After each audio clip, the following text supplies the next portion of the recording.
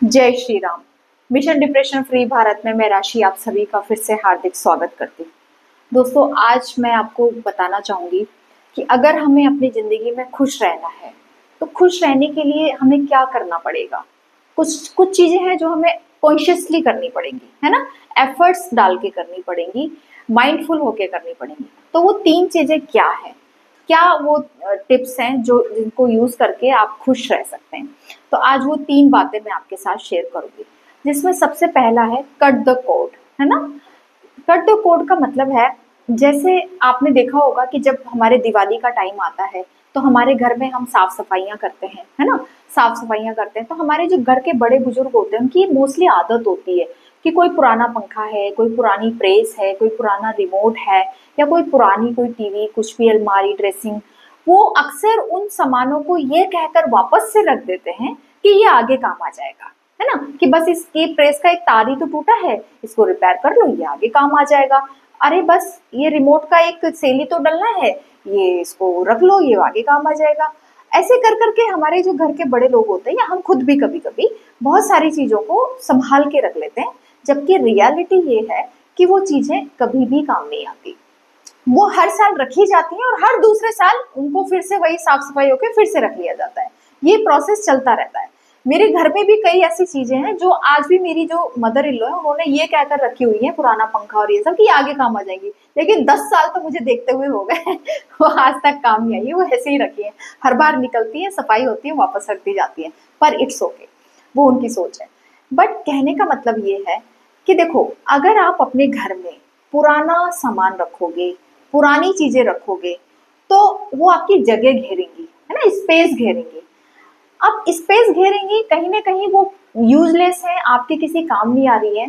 तो अच्छी बात ये होगी आपके लिए कि आप उस सामान को ना किसी ऐसे पर्सन को दे दो जो उसके लाइफ में इस सामान की वजह से उसकी लाइफ में वैल्यू ऐड हो जाए। जैसे आपके आसपास कोई गरीब लोग हैं, झुग्गी झोपड़ी वाले लोग हैं, उन बेचारों के पास पंखा भी नहीं होता, उनके पास गद्दे नहीं होते, उनके पास या कोई और सामान नहीं होता, या चलिए जो भी सामान है, आपके पास ड्रेसिंग टेबल फालतू है, आपके पास कुछ कपड़े फालतू है, आपके पास कुछ सामान ऐसा है जो उनके काम आ सकता है, तो आप उन्हें उन्हें दे दें। तो इससे क्या होगा, उनको उनकी लाइफ में भी वैल्यू ऐड हो जाएगी। आपके तो काम नहीं आ रहा, आप तो नया ले आओगे, लेकिन उनके तो किसी न किसी काम आ जाएगा, तो आप उनको दे सकते हैं। तो उनकी भी लाइफ में वैल्यू ऐड हो जाएगी, आपको थोड़ा बहुत पुण्य भी मिल जाएगा इस बहाने से। क्योंकि देखिए, आप किसी भी तरीके से हेल्प करते हैं तो इंटेंशन भगवान आपकी देखता है, आपकी इंटेंशन देखी जाती है, तो आपको भी पुण्य मिल जाएगा। और आपके घर से वो जो स्पेस घेर रही होती है चीजें, जो पुरानी चीजें जिनका कोई मतलब नहीं है, जो नेगेटिव एनर्जी क्रिएट कर रही होती है बस आपके घर में, इनका और कोई काम नहीं होता, तो वो भी क्लियर हो जाती है। तो देखिए, हम घर की सफाई क्यों करते हैं।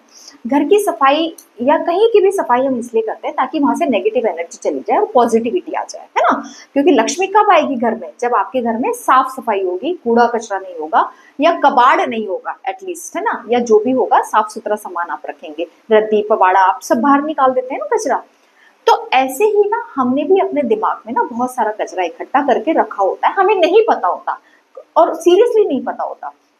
हमारे साथ मान लो 10 साल पहले, 5 साल पहले, 3 साल पहले, या 10 दिन पहले कोई ऐसी इंसिडेंट हमारे साथ हो गया, किसी ने हमको धोखा दे दिया, किसी ने हमको बहुत रुलाया, बहुत परेशान किया, हमें गालियां दी, गाली गलौज किया, हमें बहुत हर्ट किया, हमें नीचा दिखाया, हमारे साथ मिसबिहेव किया, हाँ, हमें बहुत धोखा दे के चला गया, हाँ, कुछ भी ऐसी कोई भी बात, या हमें बहुत पहले कोई लॉस हो गया, या किसी ने कुछ कह दिया, कोई ऐसी बात, कोई ऐसी नेगेटिव एनर्जी, क्या आपको नहीं लगता कि आप अभी भी उसे दिमाग में उसको लेके चल रहे हो, उसको सोच रहे हो, उसको सोच सोच के आप दुखी फील कर रहे हो कि उसने मेरे साथ ऐसा क्यों किया, उसको ऐसा नहीं करना चाहिए था, या मेरे साथ ऐसा क्यों हुआ, क्या हमेशा मेरे साथ ही ऐसा होता है, ये होता है मेरे साथ ही ऐसा क्यों होता है, मैं ही क्यों फेल होता हूँ, मुझे ही क्यों धोखा मिलता है, लोग मुझे ही क्यों नहीं समझते, सारी चीजें। तो आप ना इन सबसे ना थोड़ा, इस ये जो बोझ आपने अपने सर पर बांध लिया है, इस बोझ को, इस नेगेटिविटी को आप ना बहा दो, धो दो, क्लीन कर दो, साफ कर दो। क्योंकि जब तक आप साफ नहीं करोगे तब तक नई चीजों के लिए जगह कहाँ से बनेगी। स्पेस तो चाहिए, नई चीजों के लिए आपको स्पेस तो बनाना पड़ेगा।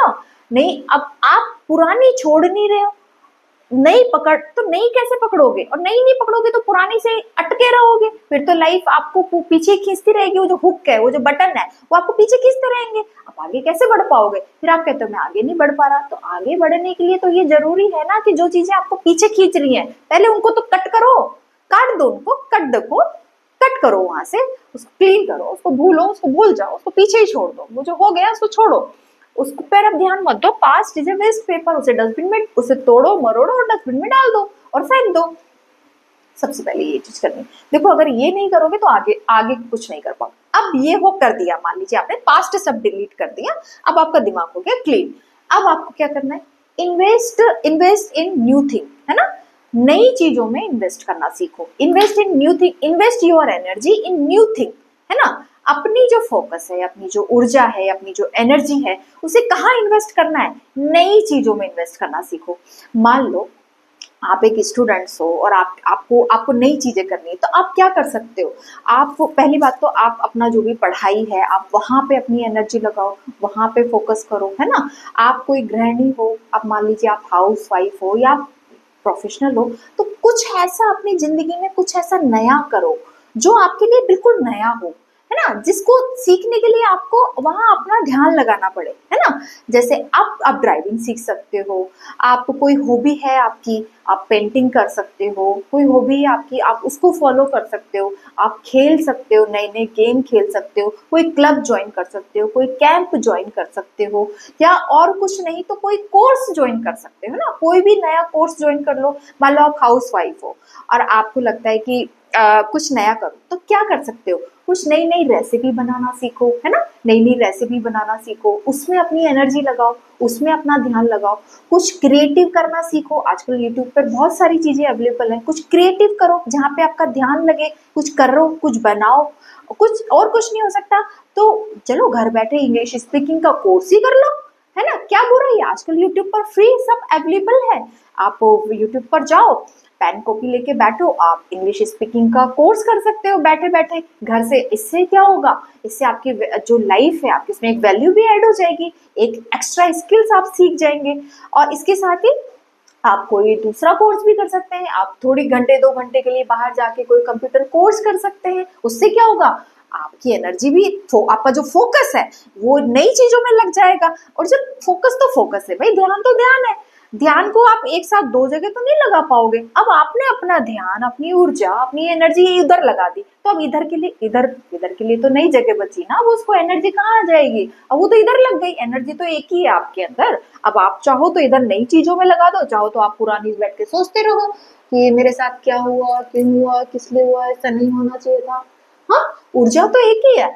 अब आप पे डिपेंड, ये तो फैसला आपको करना पड़ेगा कि आप अपनी ऊर्जा को पुरानी बातों को सोचने में लगा रहे हो या आप अपनी जिंदगी में कुछ नया कर रहे हो, कुछ नया क्रिएट कर रहे हो। हाँ, तो कहने का मतलब ये है कि invest your energy new thing, किसी नई चीजों में अपनी एनर्जी को इन्वेस्ट करो, ठीक है?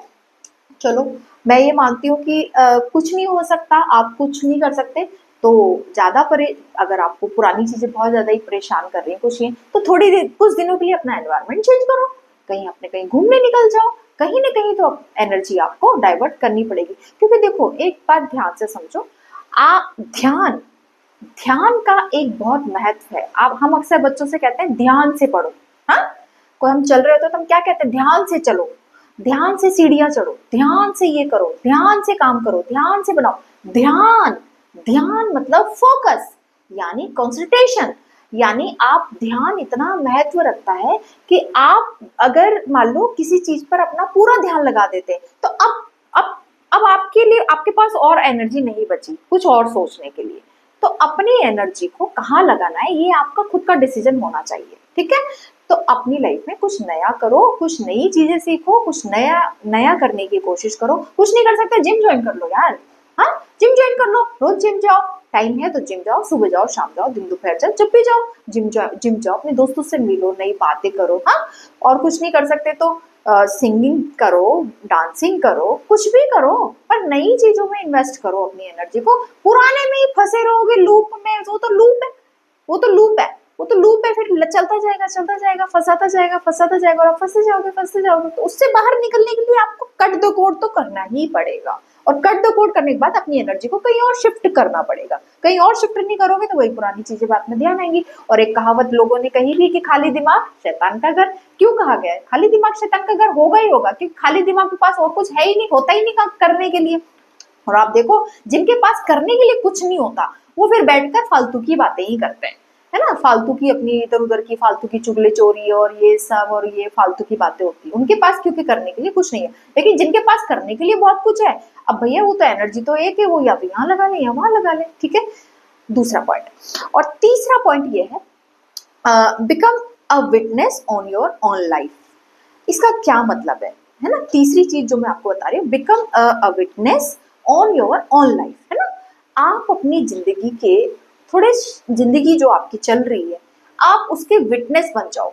हम क्या करते हैं, हम विटनेस ना बन के उसमें इन्वॉल्वमेंट ले लेते हैं, हर घटना में अपने खुद को इन्वॉल्व कर लेते हैं। और इन्वॉल्व करने का मतलब ये कि खुद को कर्ता भाव समझ में आ जाते हैं। कर्ता भाव मतलब कि मैं कर रहा हूँ, है ना। देखो इसे ऐसे समझो, आप मूवी देखते हो, ठीक है, आप ना अपनी जिंदगी को मूवी की तरह देखो, कि जैसे आप मूवी नहीं देखते, आप बैठे हुए हो, सामने स्क्रीन पे पर्दा है और वहां एक मूवी चल रही है और आप बैठकर देख रहे हो। ऐसे ही आपको अपनी जिंदगी को देखना है, अपनी जिंदगी में घट रही घटनाओं को देखना है, आपको बस उनको विटनेस करना है। लेकिन हम क्या करते हैं, तादाद में बना लेते हैं। तादाद में मतलब हम आइडेंटिफाई हो जाते हैं उससे उससे उससे कॉन्ट्रैक्ट कर लेते हैं, उससे जुड़ जाते हैं, जुड़ाव महसूस कर लेते हैं। और जैसे ही जुड़ाव महसूस करते हैं तो हमें लगता है कि हर घटना जैसे हमें इफेक्ट कर रही होती है। फिर होता क्या, उसका प्रभाव क्या होता है, हर घटना हमें इफेक्ट कर रही होती है। लेकिन अगर हम किसी भी घटनाओं को, अपने जीवन में घट रही तमाम घटनाओं को, उस तमाम चीजों को अगर हम एक दूर खड़े होकर एक विटनेस की तरह देखेंगे कि अच्छा ये मेरी जिंदगी में सब हो रहा है, उसे होते हुए देखें, उसे एक पिक्चर की तरह देखें। आप छोटे थे, आप पैदा हुए, फिर आप बड़े हुए, फिर आपकी लाइफ चली, ये हुआ वो हुआ, फिर आप बड़े हुए, फिर आपके 2 अफेयर हुए, फिर ब्रेकअप हुए, ये चली, उसे एक मूवी की तरह देखो। तो जब आप एक मूवी की तरह देखोगे ना, तो आपके लिए ना बहुत चीजें आसान हो जाएंगी। बहुत चीजें जो अभी आप छोटी छोटी बातों पे बड़ा इफेक्ट हो जाते हो, बड़े हर्ट हो जाते हो, ये सब होना बंद हो जाएगा। क्योंकि आप बिल्कुल उससे, आपका कोई लेना देना ही नहीं है। किसी घटना से, घट रही है, घटना घट गई, इन्वॉल्वमेंट हुआ, बात खत्म हो गई। लेकिन अभी आप घटनाओं को बिल्कुल इतना उनसे अपने आप को आइडेंटिफाई कर लेते हो, बॉडी आइडेंटिफाई हो जाते हो आप, और उससे जुड़ जाते हो। तो वो घटना क्या करती है, अपना प्रभाव छोड़ती है आपके ऊपर, है ना। तरह तरह के थॉट लाके देती है आपको। इसे एक एग्जाम्पल से समझो, मैं समझाती हूँ आपको। मूवी चल रही है, अब आप बैठकर मूवी देख रहे हो। आप मूवी देख रहे हो कि उसमें ये लड़का है, ये लड़की है, माँ बाप है, ये चल रहा है, वो चल रहा है, देख रहे हो ना, विटनेस की तरह देख रहे हो। क्या उससे कोई प्रभाव तो नहीं पड़ रहा, आपको कोई दिक्कत तो नहीं है। लेकिन आपको पता है, अगर आपको अच्छी खुशी जिंदगी जीनी है तो आपको अपनी रियल जिंदगी को मूवी की तरह देखना पड़ेगा। लेकिन जो एक्टर्स या जो एक्ट्रेस उस मूवी में काम कर रहे हैं, उनको उस मूवी में भी बिल्कुल रियल की तरह प्रेजेंट करना पड़ेगा। आप मेरी बात पकड़ पाए? अगर कोई भी एक्टर अपने रोल में ऐसा नहीं डूब के काम करेगा कि जैसे बिल्कुल रियल है, तब तक उसकी एक्टिंग फेल मानी जाती है। मतलब वो एक अच्छा एक्टर नहीं माना जाता। अच्छा एक्टर किसको कहा जाता है? जो अपने रोल में इतना डूब जाए कि जैसे वो उसके साथ बिल्कुल हकीकत में हो रहा हो, जबकि वो तो मूवी है ना। तो एक्टर और एक्ट्रेस ऐसे काम कर रहे होते हैं बिल्कुल डूब के कि जैसे उनके साथ सब हकीकत में हो रहा है, तभी उनको एक अच्छा एक्टर माना जाता है। तो आपको भी अपनी तो कहने का मतलब, मूवी में जो एक्टर काम कर रहे हैं उनको बिल्कुल रियल समझना होता है। उस मूवी को बिल्कुल रियल समझेंगे तब जाके अच्छी एक्टिंग कर पाएंगे। और वहीं अगर जो हम जैसे हम हैं, तो हमें रियल लाइफ में बिल्कुल हम जो भी कर रहे हैं उसे एक मूवी की तरह देखना पड़ेगा। तब जाके हम उसके विटनेस बन पाएंगे, तब जाके हमारे मन में शांति आ पाएगी। और जैसे ही हम किसी चीज के विटनेस बन जाते हैं, ऑलरेडी हमारे मन में शांति आ ही जाती है। आज के लिए इतना ही। जय श्री राम।